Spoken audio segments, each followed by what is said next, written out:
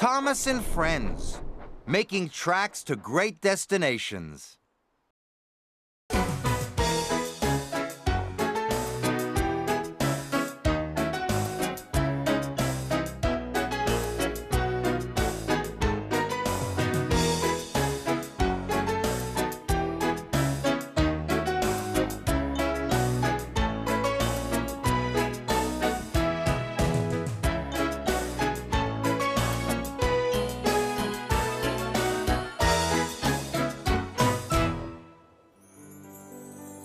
The island of Sodor is surrounded by beautiful blue sea.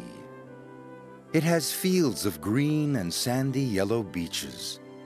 There are rivers, streams, and lots of trees where the birds sing. There are windmills and a coal mine, and docks where visitors to the island arrive. The island also has lots and lots of railway lines. Who's that puffing down the track?